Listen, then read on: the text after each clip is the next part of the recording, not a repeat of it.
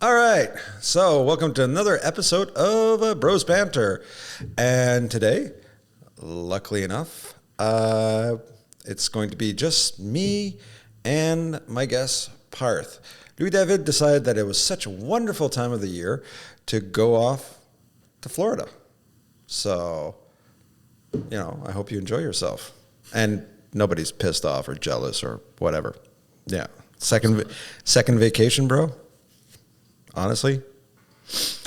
Anyways, so I'm here with Parth, and Parth you may recognize from, at least the people watching may recognize him from the Invercio Business Minutes. What's up? It's your finance bro. There you go. Now you recognize his voice. So I thought it was overdue that we had a conversation just so we get to know who's Parth. Why are you interested in finance? And I'm going to say some big words like, does your ethnic background have anything to do with it? Does the fact that, you're an immigrant? Is all those questions, I know they may sound really bad, but there are actually statistical proofs out there that people that immigrate tend to have different values how they invest and how they see money. So let's start off. So Parth, you're a student in JMSB. What is JMSB? It's John-Molson School of Business at Concordia. It's just their business school. It's not a drinking team. No, not yet. Okay. Might as well be though. So were you studying at Concordia? Majoring in finance. Okay, is that like a thing? I want to understand. That's for me. When I hear majoring in finance, it's like me saying majoring in science. I mean, no, you can agree. It's a little vague the way they present it. Eh? Yeah, but it's not, at least it's not like majoring in business. That's way more vague. That's way more. It's like way worse, Is there something that's called? Yeah. There's actually a major that's called business. I remember when I was applying for universities in Ontario, one of them was just business. It didn't specify accounting or finance or marketing, just business. I'm like, you know what? You know what?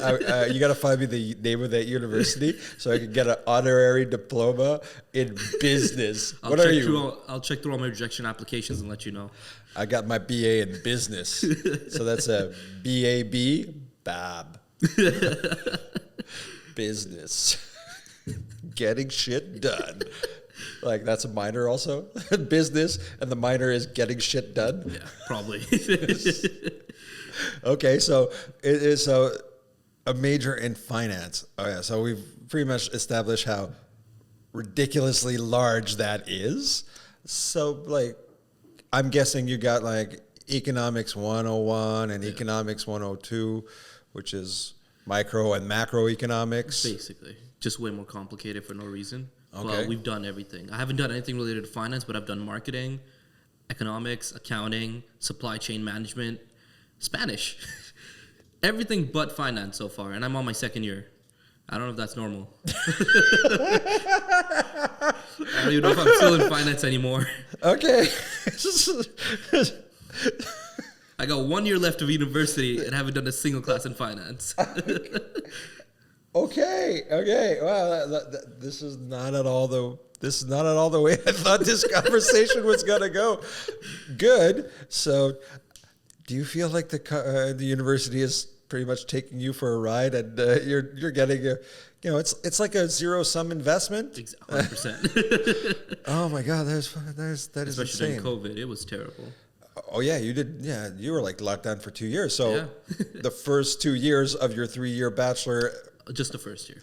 Okay. The other year was at SAGEP, my final year, which was COVID too. Yeah, but that doesn't count, SAGEP. Yeah, fair enough. All right. But still got the worst experience. So 2 years. Okay, so you've done macro, micro, Spanish. Is that a mandatory course? No, I just took it because I wanted to. 400 million Spanish speakers just on this continent. Very exactly important. So that makes sense. After that, you said supply chain management. Yeah. Not even blockchain management. No, Supply it's chain. just straight up old school. It'll ask you stuff like, if you have 5 waiters and it takes them 3 minutes to serve a customer, and every customer comes in 4 minutes, how long is it going to take them to serve everyone in line? So you're doing basic high school math problems. Yeah. But supply chain problems. Oh, supply okay. Chain, we're better.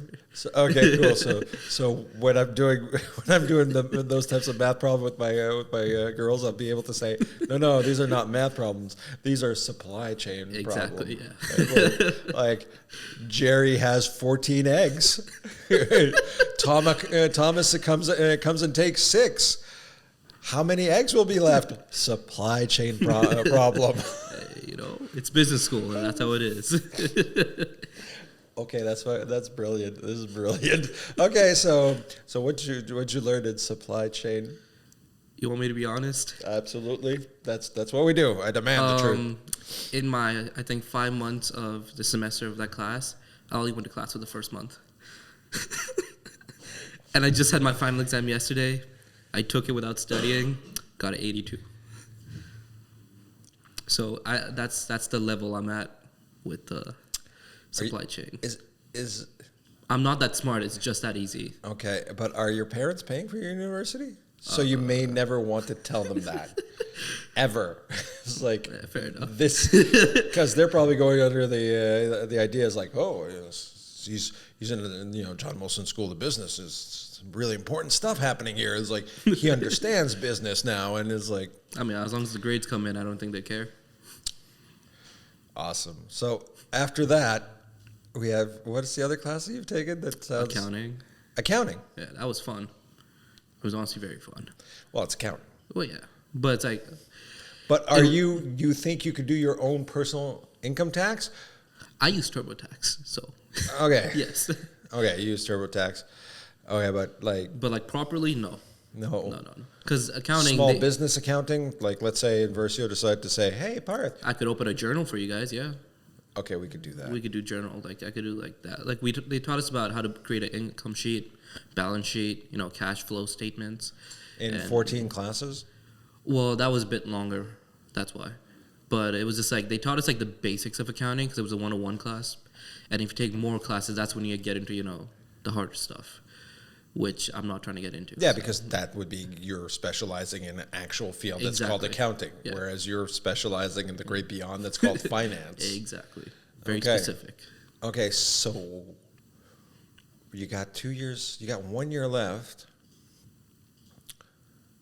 So what kind of classes do you think they're going to show you? Or have you seen some of the classes? Oh, no, it's up to me now. Like next semester, I could choose whatever class I want in finance. So it depends on which... No, but is there actually like anything finance related? Yeah, of course, yeah.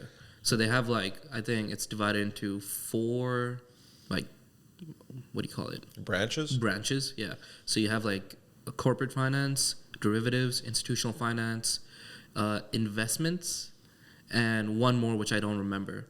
But those are the 4. You got one that's specifically investments. On derivatives? Yeah. We're talking about the trading of derivatives. Yeah. You have 5 classes about that. And you could take all 5 and you'd be, Okay. So derivatives are fairly complex. Which is why it's a 400 level class. Or 300 level class. You can't just take it right away. You have to wait at least, 2 years, do all the prereqs, get the grades, and then you could take it. It's not just because you passed your class, you can take it right away. Okay. So, but they're and they're teaching derivatives. What do you do once you have your diploma with a minor in, a major in finance and a minor in derivative or whatever? You think you show up at a bank and be like, yeah, look, I got the paper. It says I know how to do derivatives. Which I don't know. I don't know what the game plan is here. But I mean, derivatives. You understand? It's a fairly complex, financial instrument. I'll put my hand, put my hand in the fire and tell you, I think pretty much most of people that even work in banks don't understand derivatives. Yeah. I sure as hell don't fucking understand derivatives completely. I'm never going to ever be like, well, this weekend I was just trading derivatives. I'd be like... It's Concordia. And they offer the best and the worst. Okay, so derivatives. So And then Corporate finance. Corporate finance. What do you think? What do you think corporate finance is? It sounds cool. Well, corporate finance, I'm going to say it's in the name, I guess. It's something related to finance in the corporate world. So, like, investing with banks or anything related with banks, honestly, I'd say. Oh, yeah. Google that shit. Let's fucking Google. All right. Let's Google this. Corporate finance. Because I'm interested. I have my my kind of definition through what my experience is. But let's see this. Corporate finance. All right. Corporate finance is the area of finance that deals with sources of funding and the capital structure of corporations, the actions that managers take to increase the value of firms to shareholders, and the tools of analysis used to allocate financial resources. Okay, so they're pretty much talking about making deals. Yeah. M&A, mergers and acquisition, making deals, issuing stock. So okay, I see. Yeah, it's a little bit more complex, but it's not. Well, if you're doing mergers and acquisitions, you got to know your shit. Yeah. Because if you don't know your shit, somebody's going to get fired. And it's probably you that's going to get fired. But yeah, but still, like, how many courses in that? Corporate finance. Oh, you want me to check? I can check real quick. Like, I mean, I met guys that were in corporate finance at various institutions throughout my career, and, you know, they're not, like, they're hustlers, most of them. Do you want to guess how many there are? Let's go 12. 3. 3, okay. I am not good at guessing. The most classes for all the streams is in investments, with 7 classes. Okay. Derivatives also has 3. So does international finance. And so there's just 3 derivative class. Just 3. Okay. And what's the investment classes? I want to hear the names. Like. Oh, okay. Their names. There's got to be like. They don't give me the names here. They don't give you their names. It's like. It's just numbers. They'll say finance 412, finance 470, finance 420. Wow. Way to make it sexy, guys. Honestly, way to make it sexy. So, but I imagine you'll be looking a little bit at, learning how to read a balance sheet, do your own due diligence. Yeah. I'm hoping. I'd hope so. Then again, you did. Like, I still don't understand. Okay, so now that I don't understand the school that you go to, but that's okay. That's fine. Even though you went there. I went into anthropology. Oh. Yeah. Okay. Anthropology, where we actually had cool names to our classes, like ethnolinguistics. It's like, oh, I'm studying ethnolinguistics. Yeah, that's a thing. So it's like anthropology was the big title. Yeah. Yeah, and it wasn't even the big title. It was Concordia was cultural anthropology. Because there's different branches of anthropology. Apparently in finance, there's just one big branch. Finance. So, okay. So is it true that people go to school wearing suits? On the first day, usually first-year students a few of them. Did you show up in a suit? No. Well, my first day was online, so no. I was in my robe, slippers, camera off, cup of coffee, breakfast. So no. You didn't even try to put on a shirt and tie and just keep it, au naturel downstairs. I mean, the camera's off. I'm paying $20K a year. I could not care anymore. $20K a year. That was back then when I was an international student. Oh yeah, because I'm from India. You have an immigration status, yeah. But now you're a full-fledged. No, I'm a permanent resident. So you're not a Canadian. So you don't swear. I have all the rights of a Canadian except I can't vote or use your passport. Which honestly, really, it's not it's not a big deal. It's not missing much. Well, Canadian passport versus an Indian passport. Yeah, for Indian passport, I need a visa everywhere, even fucking Cuba. You need a visa. Cuba, Mexico, anywhere. They stop you at the border and go like, "No, man, no, we don't like you." You know where I can go without a visa? Afghanistan. Nice. Nice. All the places I don't want to go right now. Yeah. So. Pakistan? No, I need a visa for sure. Your neighbors. We got beef. Oh, yeah, we got deep. Okay, that's brilliant. So your parents, you moved with your parents, what? 7 years ago. 7 years ago? Wait, no. Yeah, 7 years ago. 7 years ago. So you were living in India. For, about 4 years. 4 years? Mm-hmm. Okay, and then you moved to? No, I was in India until I was 3. Okay. Moved to the States about 7, 8 years. Back to India 4 years, and I've been here ever since. Okay. Wow. Yeah. So, okay. And now your parents, they've decided they're making their life in Canada. For now, yeah. For now. Yeah. They have not sworn allegiance. They don't want permanent residency. Oh, well, no, they have it too. Okay. I got it through them. Oh, okay. So. Okay. But they still want to have the option to. Yeah, go back. Well, Go back. I'm going to guess that's the end goal, you know. Because the back to your weather's family. nice. Definitely. And Family. and they got lots of money.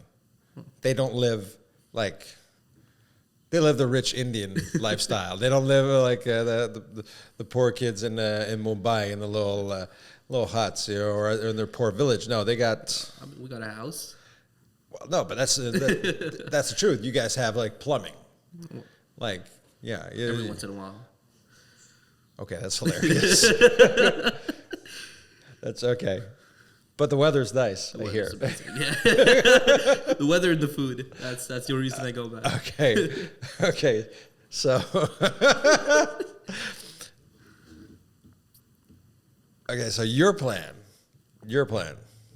is to stay here. No. Go to the States. No.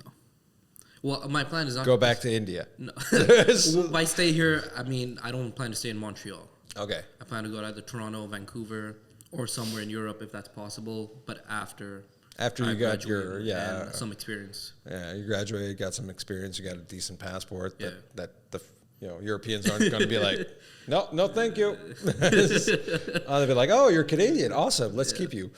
And you'll be like, oh, you look a little Indian. Do you know Russell Peters? Yeah, he's my cousin. So, Jesus Christ. well, it's just like honestly, you go traveling. Have you been traveling just for traveling? I haven't Like really been gone for like 3 weeks, to the middle of nowhere or places. It's funny, but if you meet one person that for a local person that finds out you're Canadian, invariably he's going to ask you, yeah, do you know so-and-so? And I'm like, no, we're 35 million. Or you could just say yes and just mess with them. No. Then they try to get you in contact. I did that once, and it didn't like, work. yeah, no, man, yeah, of course I know Joe. It's like, oh, he's right over there. Hey, Joe, how's it going? So, okay, so talking about ethnic background, going back to that. What's the because I know my cultural heritage towards investing. And it's not really good. Okay. Like, let's be honest, Francophone Canadians, Quebecois, weren't really taught anything about investing. We're taught about put some money away, buy yourself a house. If you're really, really inclined, get yourself an RSSP. Okay. Put some money. Just fucking put. That's it. And then when you retire, sell your house. Take out, you'll be able to take that money from your RSP, and you'll be okay. That's like not my family because I grew up in finance in the business world, but generally that is what everybody around me knows, or they're lucky enough they actually have jobs that have pension funds. Okay. So they're like even less educated than me. They like stop and they go, I got a pension fund. No. I got a pension fund. I'll be fine. I'll be fine. Exactly. And some of them will be. Like, honestly, one of my friends, she's a cop. Like, 80% of her, when she retires, she gets the equivalent of 80% of her salary. Jesus Christ. Like, I mean, bro. Like everything she's made, 80%. Yeah. Like, her last salary. The last year of her salary, so let's say she retires and she makes $125K, she will get when she retires, every year, 80% of that salary. I should go become a cop. For life. Like, plus, that's including all the other side hustles. Yeah. But that's it. Like, and plus, if you're a cop, you start when you're 21. Okay. So you've done your 30, if let's say you work for 30 years, you're retiring at 51. Like that's and people are living until their 90s. So that's You're actually just relaxing then at that point. well, yeah, well, that's actually a problem. That's actually a big problem with the whole concept of how they're doing retirement funds. Is back in the day, age expectancy of most people, like you wind back the clock by 30, 40 years, was 65, 70, 80. You're an old bastard. Okay. Like you're like, whoa, look at that old guy. Like he's going to disappear like that. Now people are living like well into the 80s, 90s. Yeah. So for the people that did the calculation of a pension plan, they're royally fucked. They're like going, we did. We didn't expect you to get this far. This curve we did. This curve, the numbers are all bad. Yeah. It's bad. And so we're just not going to issue you any Kevlar vests anymore. Why? No reason. So okay, going back to the actual thing is, so your parents, how do they approach finance, like with you? I never really had like that type of talk with them, or like no talk. It wasn't there in the culture. You don't talk about money, Okay. So it was just like when I did get into finance, then I was technically the one who always started the conversations. Like what's the plan for this? What is this? Are you invested in anything? Would you have money here? Are you planning that? If you get a bonus this year, do you plan to invest that? So it was never like they came up to me like, when you get older, do this, do that, do this. It was just like the general thing among the Indian population is same thing, get old, buy a house, maybe buy another house, put those up for rent. And if you want to invest, be safe, put it in mutual funds. Okay, so and it's still very similar. Like classic. Yeah. Like, or if you want to talk investment, go see an expert because that expert exactly. Is an expert. Exactly. Like he's like a money doctor. Yeah. I think we should start calling wealth managers. I'm going to start calling them money doctors. go see your money doctor for advice. Help out your portfolio. But it was very like over here when I talk to people, a lot of people like they already know about investing or they're invested in something. But when I talk to my friends back in India, they're like, "Oh no, we don't have anything. I have maybe 2 friends." And that's because their parents told them about it. So okay, it's not really the culture to invest. It's like save up, buy a house or just do well. And if you have extra money and you want to be a little risky, put it in the market. Okay. But in general, it was like we never, not even school. I didn't do university there, but like in school, no one really talked about investing, So it was never really. I wasn't like exposed to the finance world until I came here. Okay, and why? What? Gave you that thing like, oh yeah, finance.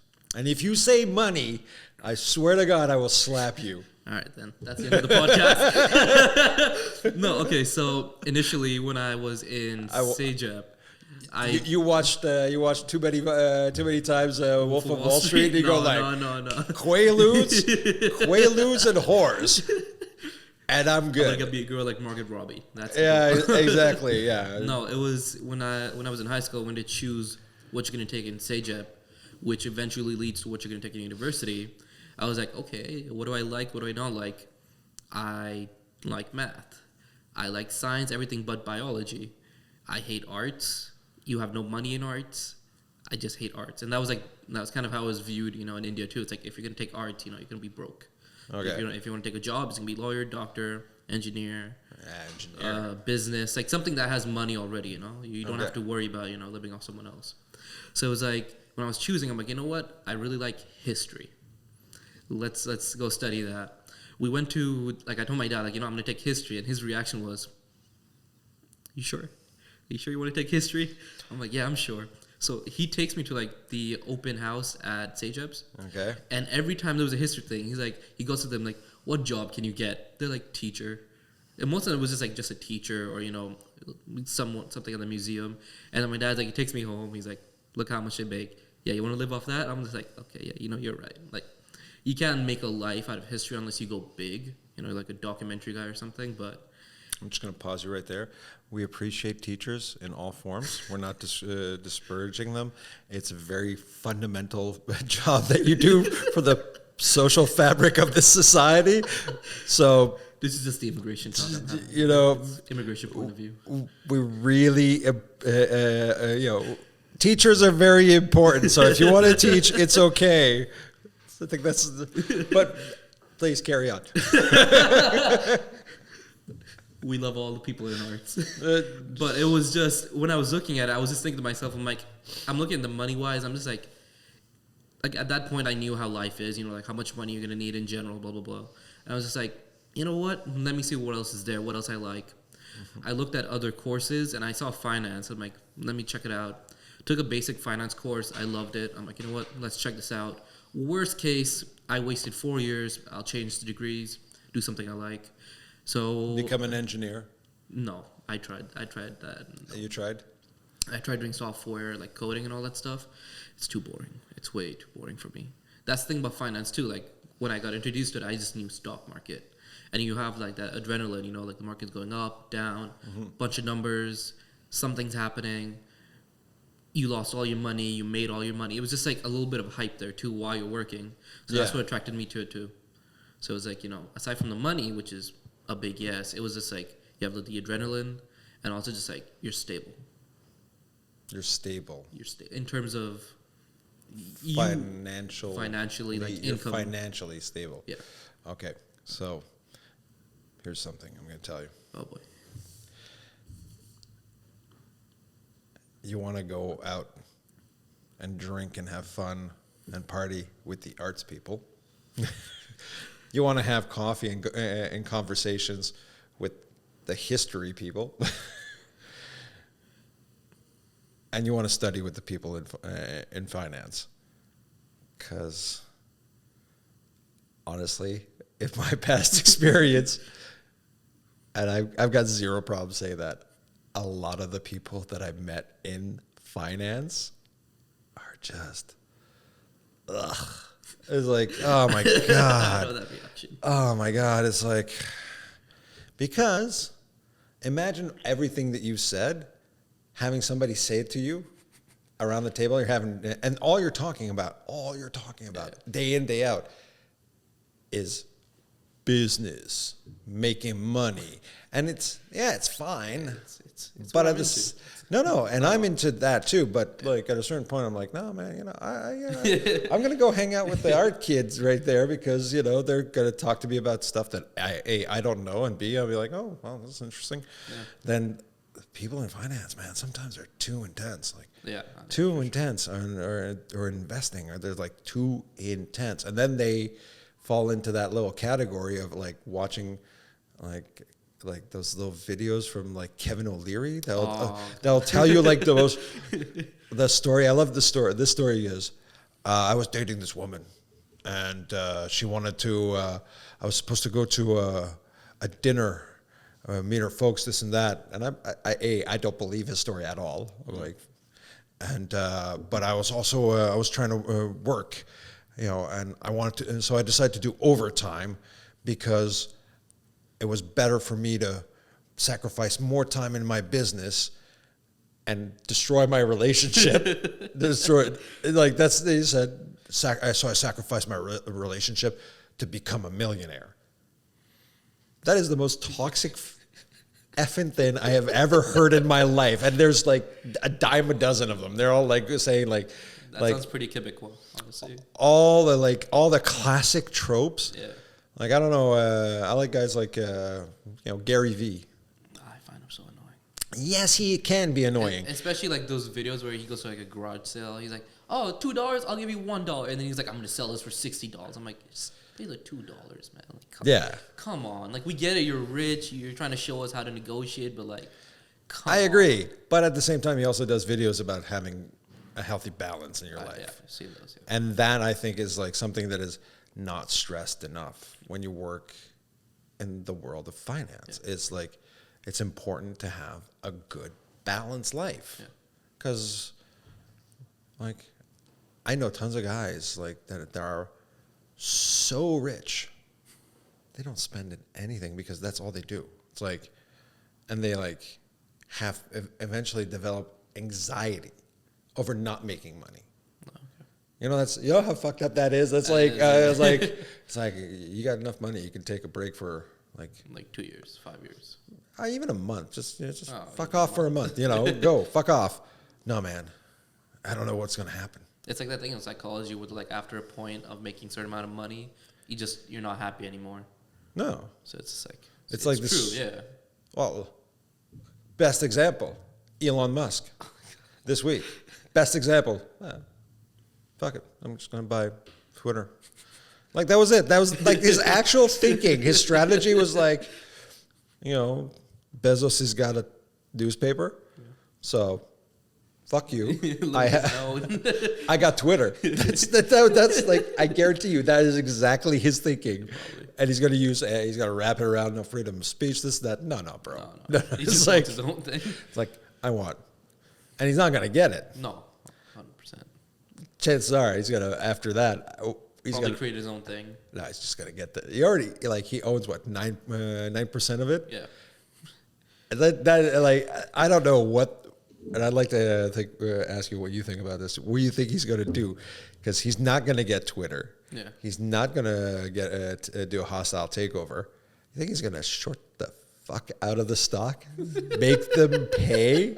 Because he looks like a vengeful guy. He'll tweet something about that and make the whole thing drop. And buy some more. And try again. Now I have 15% of your stock. It's like instead of like, you know, last year with all the meme stocks and the year before with Tesla, he's like, you know, let me try this with Twitter now. Yeah. Or like next thing he'll speak, oh, Twitter didn't work. What are the social media companies there?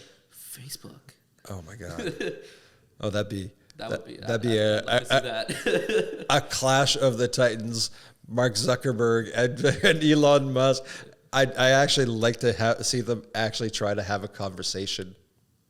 Mark and Elon just like battle of the spectrums. Exactly.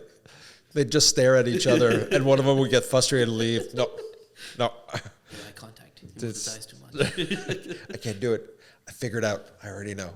I know all the moves in the conversation that we're going to have, and I don't like it. I'm leaving. No, but. So yeah, I think that's the thing. Yeah, money is important, but like it gets overvalued. Like you just got to keep always like a balance. And I think that's something. I don't know if they. I was gonna say I don't know if they teach you that in your university, but I'm not sure that what they teach you at your university at this point. Honestly. Maybe they'll teach that next year, and maybe they'll have like, investing and yoga, and be like, no, you do some yoga classes and learn how to. As you watch your portfolio, just drop 20%. That's okay. Said something. Breathe in. Breathe out. Breathe out. Okay. Let the tears fall. Exactly. Do some downward dog. I'll tell you who feels like a dog right now. But I think business students have a good idea of balance. You know, we go to class until 8:00, and then from there we just at the club until 4 a.m. every Thursday, Friday, Saturday. That's not a healthy balance lifestyle. It's pretty healthy. Yeah. You wake up at 11 with the worst hangover of your life. Take a Gatorade, go back to class, be like, I hate my life, and then go back to the club. Nice. Sounds like a typical. Let's totally get that. Just that clip. Send it to JMSB. We're like, hey, this is your new marketing tactic. Do it, or else you'll die. But okay, so what's the plan? What's the game plan? What do you want to do after you've graduated? After you're going to drop your CV at a big bank, and they're going to look at you. Hopefully this goes big. Yeah, hopefully this goes big, and they're going to be like, yeah, sure, man. Yeah, we'll give you something because they're not gonna write the big check with you. Not even at a target school. Can't get into the big four. You're not at a target school. Oh, Concordia's not a target school. Okay, what's a target school? McGill. Oh, of course, McGill. And University of Toronto. McGill's business school was fucking non-existent a decade It's ago. the name. It's the name, though. A decade ago. Everyone knows McGill. Like, people all over the world know about McGill. Yeah, They applied in Canada, right? Or they know about University of Toronto. Or Dalhousie, like the big ones. Sure, yeah. But I like that. Sure. but it's usually, no, but I'm talking like in business terms, like, because I only checked out business schools, no other schools. But like when it came to those two, people are like, oh, yeah, I know University of Toronto, I know McGill. When I was applying, I looked at my like GPA, and I was like, I'm not getting to McGill, and I don't know about University of Toronto. But it's like these two are like the big ones that all the firms look at, and I'm surprised JMSB's not there because like we have our own business school. We have so many things. Like when you're in school, like you learn more from like the events they have and like all the like investing and networking. Yeah, you like, guys even have you even have like a ticker board, for Christ's sake. which is pretty banging when you think about it. You're going like, okay, because I remember I'd 4 years ago I was a guest lecturer. Okay. At JMSB. A JMSB master's class. Yeah, you told me for about the this. for the MBAs. And he had like a bunch of kids come in suits. I and you were loved just like, it. what The the fuck? fuck you guys wearing? But honestly, it's like, yeah, guest lecturer. Bitch. We're gonna talk about bonds. I'm like, okay. No, but like we learn more. I believe like we learn more through the events that they host. Like they'll have like stock market, like investing, trading simulations, and all that stuff. You learn more through that than you do in the actual classes, I think, because like it's more hands-on, you know. Okay, so it's like so there's probably like an investing club. Oh yeah, there is. There's it starts like start of the semester till the end, and there'll be like one big final day. Like, you know, they'll have a competition, be like get in a group, see who makes the most, like who does the best. Okay, so do you like have to create your own strategies? I haven't been to those events because usually they line up when I'm working, so it's like I don't get a chance. Oh, that's a shame. Yeah. Well, when I was working at my old job, like that'd be interesting. I'd like to. Yeah. You should next year definitely. Oh yeah, no, that's definitely the plan. And we could even sponsor a team. Possibly. Yeah, totally. Hey, let's turn it into esports. Esport. Yeah. Let's. And then they have so many case competitions, and I always see like JMSB's doing well. So I'm just like, I'm surprised JMSB's not like on there with like the business schools. Like I always hear like, yeah, we're like a top MBA school, whatever. But like in general, they are a top MBA school. Yeah. They make a lot of money through their MBA, especially their MBA for people that are mature students. Yeah. Or as we call, give me $45,000, I will give you a piece of paper. No joke. It's okay. It's actually a sound business strategy. it is. Stamp here. Attend this. We're going to take in consideration. You don't have a business degree? No, that's okay. We're going to take your experience in consideration and allow you. It's like, oh, okay. But but your check bounced. No, you can't come in. No, it was just so. Those are your two business schools though in Canada. And I'm surprised I didn't get into McGill, but I got into Toronto. I was just like, how did I get into the best one, but not the second best? Like, what's... Maybe it's a question of, and this is really not a popular thing, but were you an international student at that point? I was, yeah. Oh, shit. Yeah. I just became a permanent resident this year. So. Okay, so they actually literally turned, but you probably... It was just, it's probably like, because McGill is way more competitive when it comes to like business students within Quebec. Yeah. So it's probably like they were just like, nah. Because I know they have a really good policy for international students, which is we'll take your money. Yeah. Like that is their great policy. That's any university here. But McGill was really good. They had a lot of fine tuning on that specific. In fact, they got a that might be a reason because I know McGill got in trouble for that. Yeah. That they were accepting way more internationals. Yeah, international students, and they were like limiting the space for provincial students. All right. So, well, I mean, I did study high school and Sage up here, so probably they didn't consider me an international. Yeah. Because it's always like a gray area for me. It's like they're like, yeah, you're technically a Quebec student, but you're gonna pay the fee of an international because you don't have the papers. Ugh. But like technically, for the last 5 years, I've been a Quebec student. Okay. So it was just like, unless I could prove in some way that I'm not an international student, I'd have to pay the fee. Like if you, yeah. I don't even know. Like they'll just be like, oh, show us your student number, your Quebec student number. And I'll be like, okay, here you go. Like, yeah, no, you're international. I'm like, well, You have a Quebec student number well, from the Minister of Education. Yeah, and they don't be like, no, you're still international. What? And they're like, it doesn't count. Your parents, they don't have the specific form. Yeah, your parents fucking pay income I'm tax, like, I right? pay income tax here too. Like I'm paying for this. Like, they have a house, so they pay income tax, and they have a house, so they also pay for school tax. And it's like, God damn it. The craziest thing was in Concordia, they were like, you could be considered a Quebec student if your parents have this certain document. And I'm like, okay, my parents have this document. Like, yeah, no, your parents have to work in Quebec. I'm like, yeah, my dad works in Quebec. He's like, no, but they say his office is located in Toronto. I'm like, yeah, but he works in Quebec. He's been working here ever since we've come here, and we have the document you're asking for. So what's wrong? Like, yeah, but his office is in Toronto. We're like... So they were actually going on the physical... Like, because that's a head office. Has to be in the province.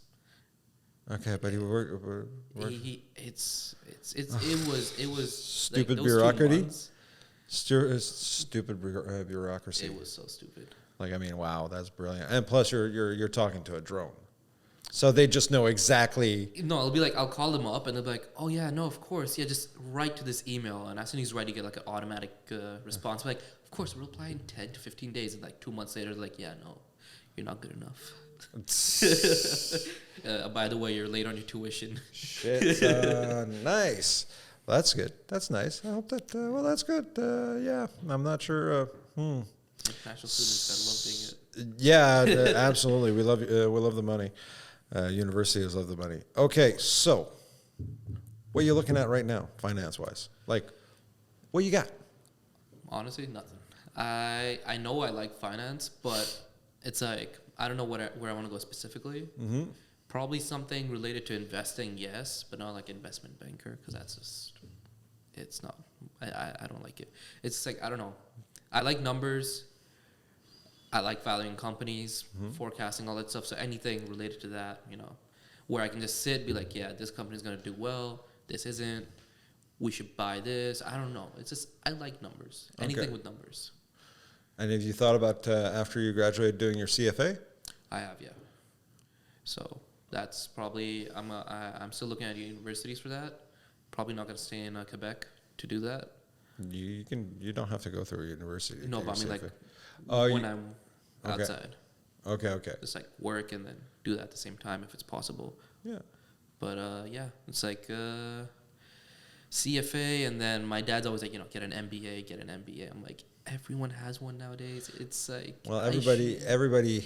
There's a lot of people that also have a CFA. Yeah, I know. In fact, if we go by that policy, what you should do, this is my personal advice, you should stay in school, get yourself a doctorate, then you'll be finished at 35, and nobody will hire you. Because you're too old and too overqualified. You have no experience. Exactly. You're too old, no actual work experience, and you'd be too expensive. It's like, but I wanted. Like, I have all of this. I studied for 12 years in university. Yeah. I came out to get a job. Like, no, sorry. But Jimmy's 22. He has a bachelor's. He has a bachelor, and he'll work like a dog. It's like, ain't that right? How does 45K sound for you? Yes, that's great. I love it. Thank you. More of the service industry now. Yeah, well, that's a topic. Yeah, that's a different topic. That's a different podcast now. But okay, so but you are investing right now. So you're kind of almost doing your own homeschooling at this point. Yeah, no, everything I've invested is like through my own like research. Okay, so or just through straight up like it's a meme stock. I'm like quick money. Let's get a little bit of quick money. Okay. So yeah, because that's it's a completely new reality. Yeah. Like meme stock, like who was it? AMC is this. GameStop was the first one. No, but I mean AMC is rebranding themselves as a meme stock generator. I'm going like, don't you guys do? This is not what you guys do, but it makes them money. It's getting them money. So yeah, Have you checked any? Have you read up on that? I have not. Ever since I invested in AMC last year, about like $200, because it was a hype. I'm like, you know what? I'm living with my parents. I have $200 to spare. If I lose it, I lose it. Get it on a tax credit. So I invested it, and it went down right away. Oh, you bought it. You bought it at how much? I don't remember how much was AMC. I think the highest it went to was like 16. Okay. Or something. So I bought it around when it was like 14-ish. And I'm like, oh, it's still going to go up. It's still going to go up. And then it dropped. And I'm like, okay, well, let me wait a week. It's going to go up again. GameStop is. It didn't go up. So I sold all my shares. I lost, I think, about $120, $150. And I was like, you know what? It is what it is. And this was during COVID, during the lockdown. Yeah. 4 months later, when the lockdown's, over at my work, my coworker's like, oh, have you seen AMC? It went up 30%. And I'm like, no, it didn't. I look at the stock. I'm like, I could have made so much money. I would have made easy money if I just kept it in the market. You know what? Those are tough calls. Like AMC was, because AMC isn't. Honestly, I thought they were going to be a one-time thing, but it's still going. They're still like every once in a while it'll go up, come back down, but it's people are playing with it. You got to be careful. Like there's a lot of people that don't understand that there are players out there that are just creating volume. Yeah. Like I don't know, was it with you that we told you about if you trade for certain exchanges, if you trade and create enough volume, the exchange will pay you. You never. Okay, so that's the thing. If you trade enough volume intraday, the exchange will give you like some sort of like 25-cent credit, and then then you bank those things, and then they show up and they got a check for you. Your name. The TSX used to do that, and so because they need volume, they need liquidity. Yeah. So you got in day traders, all those stocks. Yeah. Now, EB Games, like GameStop. I mean, EB Games. It's another company that it's pretty much like GameStop, but it's okay. So, GameStop. What'd you think about it? Like, did you really fall for that bullshit? Like the whole let's band together. No, it was amazing to see all the memes, and because JMSB has like an investing page, but it's kind of like just students who started, and we just discuss about trades or what we think about something. But when that GameStop thing was happening, the amount of people commenting, through the moon, we're going to the moon. This is the way. This is the way. Apes together strong. It was just hilarious. But at that time, I was like, I still wasn't that much into investing, and I was reading that book. What's that book with the red cover that everyone tries to read, but it's so complicated? The Art of War by Sun Tzu? No, it's a finance book. Oh. Barbarians at the Gates? No. That's also a finance book, by the way. By Stephen Graham? Art of War is also, let me see. It's considered also important business literature. I've heard, yeah. The book is... Okay, let's see. Finance books. Finance books. This is going to be interesting. It's going to show up. The 7 best finance books. The 7 best finance books. According to Investopedia. Uh-oh. No, these are not finance books. What are they? Rich Dad, Poor Dad? No, the first one is Best Overall, The Wealth Choice. The Success Secrets of a Black Millionaire. Second book, Investing 101. Book number 3, Easy Money. I like that title. Book number 4, Dollars and Cents. That's okay. I like this one, Perfect Credit. So that's what they suggest. So okay. And then the last book, Debt-Free Degree. Debt-free degree. Arts. Yeah, well, that's actually they're talking probably to Americans. The Intelligent Investor. The Intelligent Investor. Yeah. Okay, that's what you read? That was like, I had a friend. I'm like, when I wanted to get into like investing, I didn't know where to start. I'm like, do I read the news? Is there like a course? Like what? I had no idea. And he's like, yeah, just read the news. I'm like, how is this gonna tell me what's going on in the market? Like I didn't realize back then, but now like when I read the news, it comes to my mind. I'm like, yeah, here, there, blah blah blah. This is gonna go up. That's gonna go down. It was pretty good advice. I just didn't understand it. Well, no, Well, it was good basic advice. It's good. It's good advice, but it's not advice for the uninitiated. Because if you're uninitiated, you're just going like, all right, fucking. Like I'd be reading it, I'd just be like, confused every once in a while. You know, it'd be like 7% inflation. like, Okay. Okay, I knew what inflation was. No, but I mean, yeah. Don't laugh. Like tons of people have heard 7% inflation, and they're like, okay, they don't get it. Yeah. They just don't get it. So you're going like, oh, okay, well. If you studied at John-Molson School of Business and you did your class on supply chain, you'd realize that there's actually an impact here. see how it, But no, it was like, I'm like, okay, that's a book. I started reading it, and it was just so complicated.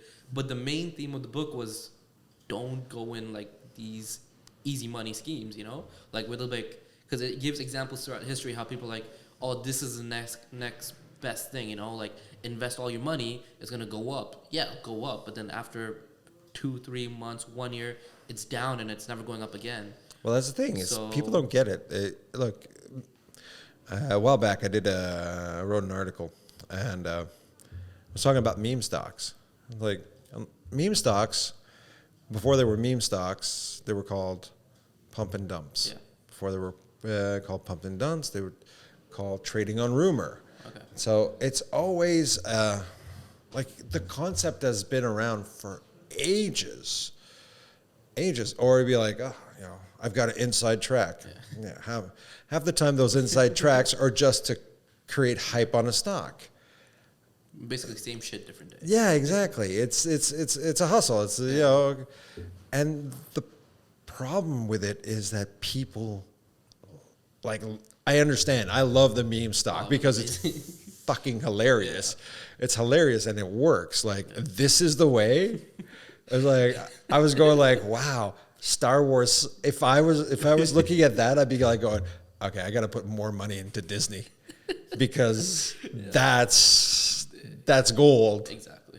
But it was just like I think it was like highlight of pandemic lockdown. Just the whole investing world, and not even people investing, people who didn't invest too were just like apes together strong, monkey, you know, like to the moon, and they're investing money too. I'm like, you just put like I had a friend who put like $2,000 in GameStop.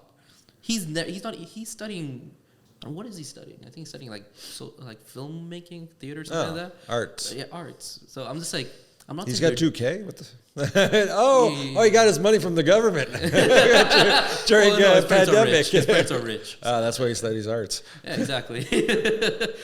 So it was just like I'm like, you know what? Let me just see. Like at that point, I was like, don't go in risky investments. You know, just be smart about it. It's gonna go down. It's just a hype.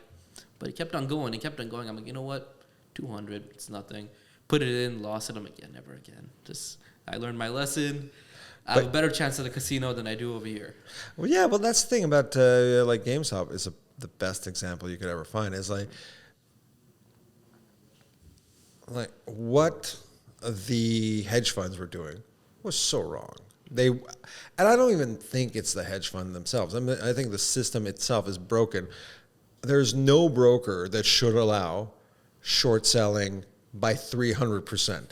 I grew up in the mentality that if you short sell 100% of it, well, that's it. It's 100%. The gauge is full. Yeah. Like you can't.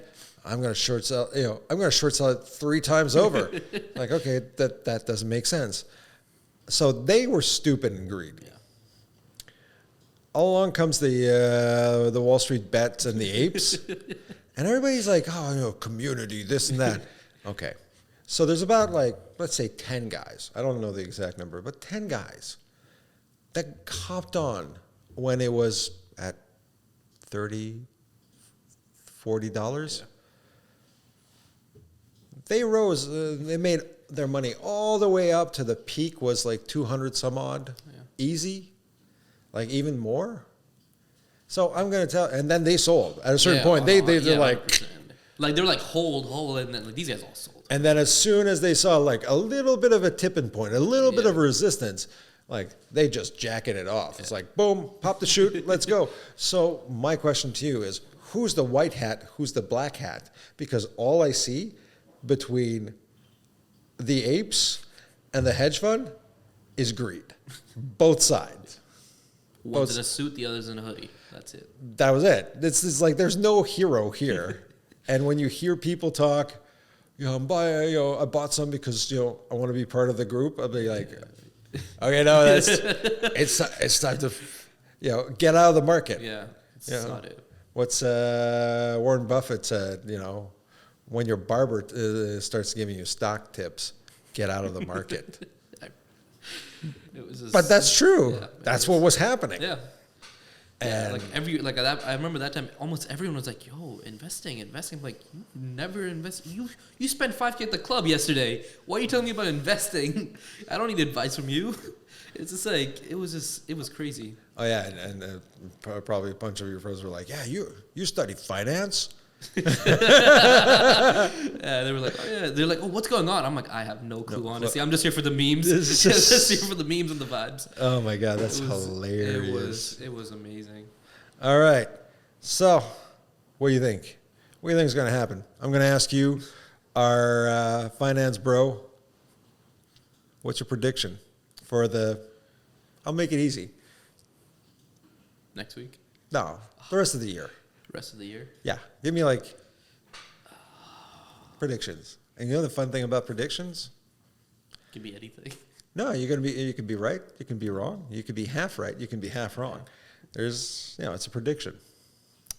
Let's see. I'm honestly gonna say bearish market. Okay. Because everything I've been saying if you look at our TikToks, the minute news I give, if you listen to that, the market is possibly going into a recession, according to all the signs and numbers and data. So if that's true, then bearish market. Inflation's all-time high, so I won't be able to afford any more food at some point. Chicken breast is already expensive. Next thing you know, my ground beef is $20 too. So higher prices end of the year. Market in the toilet hole. It's all going to shit. It's all going to shit. The next 2-3 years, it's all going to shit. All right. So what do you invest in? I haven't done any trading recently, except for like small companies. But I'm just in tech stocks, banks. I tried doing defense stocks when Ukraine and Russia happened, but that's not going too well right now. No. Because they're trying to get peaceful. I'm just like, come on, man. All right. So it was just like safe stocks. Safe stocks? For the long term. I'm more for the long term than for the short term. Okay. That's strategy. So it's a good strategy. It's good ideas. Yeah. I agree with you 100% on it's going to be a rough weather.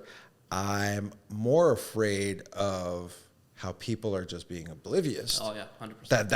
That's the one that scares me right now. It's like la la la. Yeah, inflation. Inflation is at the highest point it's been in 30 years. And then going like, housing crisis.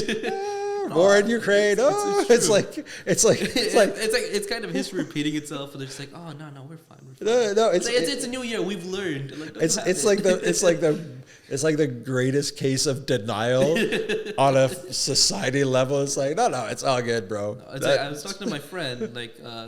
His parents bought a house recently. So did we. But it was just like, I was reading how Bank of Canada increased the rates. Mm-hmm. It's going to affect the mortgage rates. They're going to go up. And I talked to them about this a month before, And they're like, oh, no, that's not really going to happen. It's just, they're trying to scare us, blah, blah, blah. They're trying to scare us? 2 days ago, my friend's like, yeah, bro, my dad was talking to me, and he told me our mortgage rate went up. I'm like, well, what did I tell you? Like, it's happening. It's all going to shit slowly.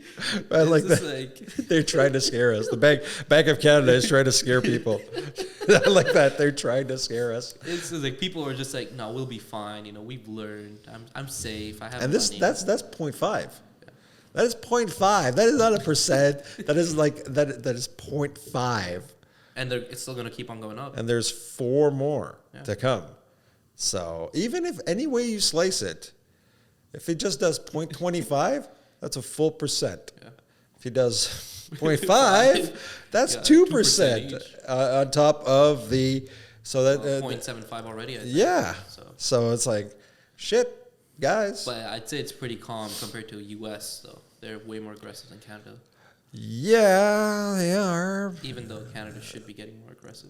But yeah, but the thing is that there's the divide is too good. If you do that, what are you going to do? Tank the market? No. People are going to go like that's the thing. They're afraid of creating a panic and a frenzy. Yeah. But it's still going to have to happen. They're still going to have to bring up the interest rate, and they're going to keep going. So, like I said, I'm just enjoying the denial. Like, I was talking to one of my buddies yesterday. He owns a bar. And right now, actually, it's called the Midway. Pretty cool bar. Yeah. Right next to Club Soda. It's all young professionals. And he's going like, man, I'm making bank. I'm going like, what? Like, yeah. And like, I've done more, like, my business is stronger now than it was before COVID, okay, because he's not counting COVID because it's just too complicated, but like he checked his before COVID and his after COVID, and he's like, I'm making more money with less people. I'm going like, the fuck? And I was like, yeah, and they're nicer. I'm like, okay, and I looked at it and said, those are all signs that the apocalypse is coming. You're making more money, less people coming in, but they're paying bigger bills, and they're nice about it, and there's 7%, inflation, and it's like going like, and I told them, so what about inflation? They're like, they don't care. They're just having a good time. Exactly, and it's like, what the hell? It's like, so. I'm still waiting to see like I'm actually afraid that I'm gonna have egg on my face because the level of social denial is going to be so strong that it's going to shake the foundations of the economic world. It'll be like, nope, we should be in recession, but it's not happening because people have just decided. Not happening. I'm canceling the recession. After cancel culture, it's cancel recession. It offended me. Yes, exactly. I don't like the fact that I have to pay more for this, so I'm not. No, most people, I guess, probably just think that because of COVID, when the market went down, they're like, oh yeah, no, that was it. That was our recession, and. Yeah, they're like, yeah, now we're good, and we're good for another few years. But that was our recession. I'm like, we got government checks sent to us. And it was just like, I'm seeing this like, I think it was like a month ago when Quebec was like, yeah, CPI all-time high, inflation all-time high. Oh, by the way, we're gonna give you $500 if you made below 100K. I'm just like, you're giving out free money. There's inflation over here. You got CPI. How is this working out? What's the game plan, buddy? And I don't know if you heard one of my rants, but on the Bill 21. They gave out they're giving out $100 million to companies to clean up their natural and oil exploration sites. Oh, and there's in Quebec we will never it's outlawed. No more natural gas and oil exploration in Quebec. So we're giving out money. We're giving out hundreds of millions of dollars, and we're also not we're banning forging of commodities that produce money. Yeah. Especially that are very scarce nowadays. Yeah, but hey, that's okay. Right. Denial. Well, it could be different. It's Quebec. I wish it was only Quebec because I think it's like across the board. Yeah. Across the board. It's okay. Hey, let's look at what's happening in Ukraine while all this is happening. At least, it's horrible what's happening to them. It's just like pure insanity. So all this is going, and yet, what? Next year we're going to get another one of these, then another iPhone at what, $1,500? Screen not included. Obviously. Yeah, of course. No charger, no camera. You got to buy that separately. Any last words before we sign off? No. Keep on watching. Yeah, keep watching. Like, subscribe, comment down below. Yeah, and if you want, we're actually got this idea that we're going to get Parth on Cameo. So if you want Parth to send you vocal messages for your birthday, or he could totally do that. Actually, we're going to start a poll on that. Do you want Parth to do Cameo? So